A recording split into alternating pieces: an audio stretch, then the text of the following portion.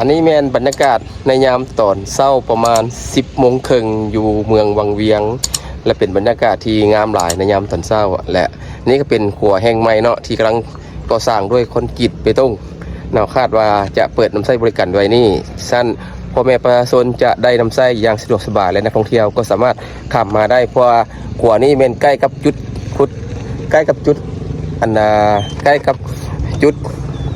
จุดถ้ำใกล้กับจุดถ้ำนะสันดามีแต่รถจักรเนาะไปมาได้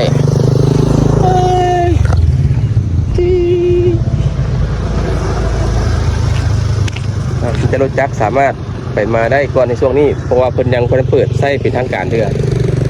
นี่เป็นภาพธรรมชาติที่ยามเช้านะเป็นยังไงแฟนคลับเฮาอันนี้มาถ่ายคลิป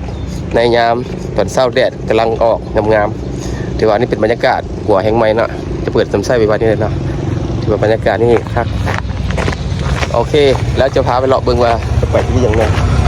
ไปเบิ่งกิจกรรมกัน Let's go นี่แม่นกิจกรรมในยามวันเสาร์วันอาทิตย์นักท่องเที่ยวก็ขี่เรือเลาะชมวิวตามธรรมชาติที่จะมาจากทำจังอะไรเป็นทำจังทางสนามทำจัง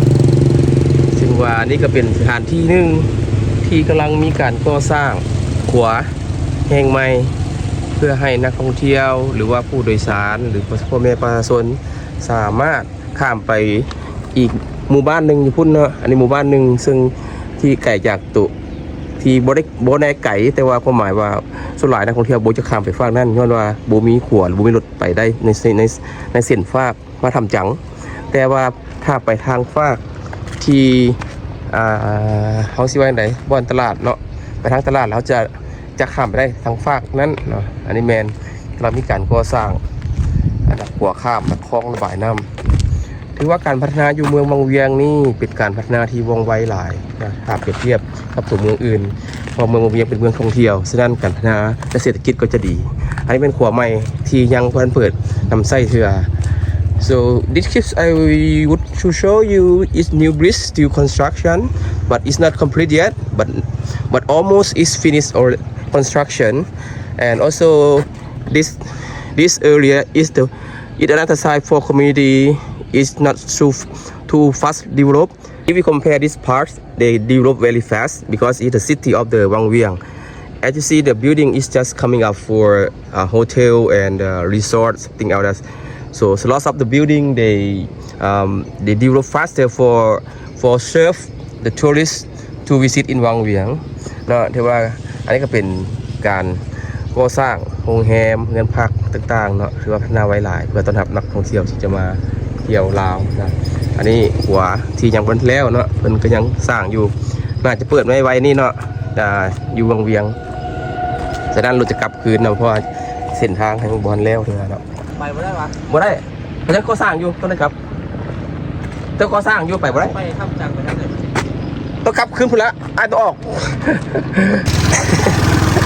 นี่ประชาชนเนาะได้ใช้รถจักรเที่ยวได้เนาะแต่รถใหญ่เที่ยวบ่ได้อันนี้มันกิจกรรมดีๆของนักท่องเที่ยวที่มาเที่ยวนักท่องเที่ยวที่เรือเนาะชมวิวทิวทัศน์อาจจะเป็นมาจากเกาหลีหรือจีนและที่นิยมของนักท่องเที่ยวชาวเกาหลีและจีนหลายตรงนี้และทั้งประเทศตะวันตกหรือว่าตะวันออกแล้วก็ชาวยุโรปเนาะ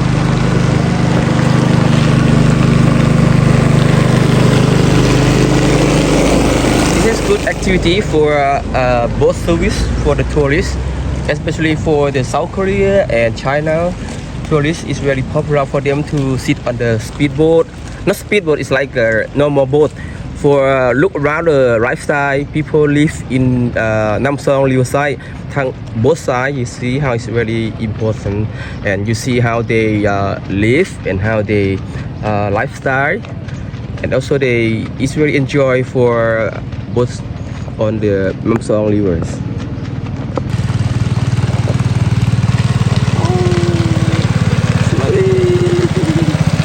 Yeah, just say hi with them.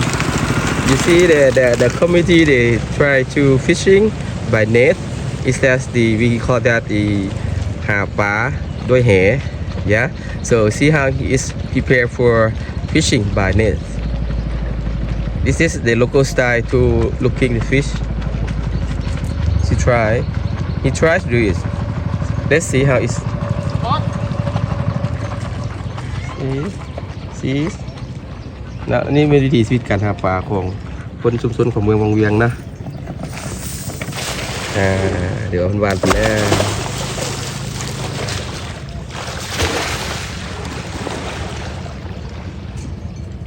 นะนี่เป็นวิถีชีวิตหนึ่งของชุมชน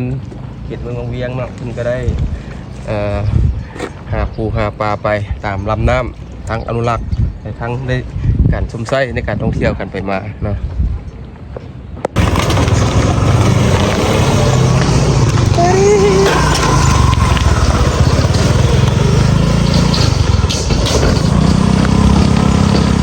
เราวิพากษ์วันเนาะชาวต่างชาติหรือนักท่องเที่ยวต่างประเทศก็เซารถจักรขี่ไปมาตามเมืองวังเวียงก็ถือว่าเป็นกิจกรรมแอดเวนเจอร์หนึ่งที่เป็นต้องได้ใช้รถจักรคนกระยามคนขี่รถทีบคนขี่เรือก็ถือว่ามีหลายกิจกรรมให้ได้ลิ้นได้สัมผัสเนาะอยู่เมืองวังเวียงในขัวดั้งเดิมแบบบริการและตะกี้บริการรถใหญ่เดี๋ยวนี้มีแต่ให้รถจักรไปมากรถทิพย์ไปนะฮะได้ขัวขับน้ำซอง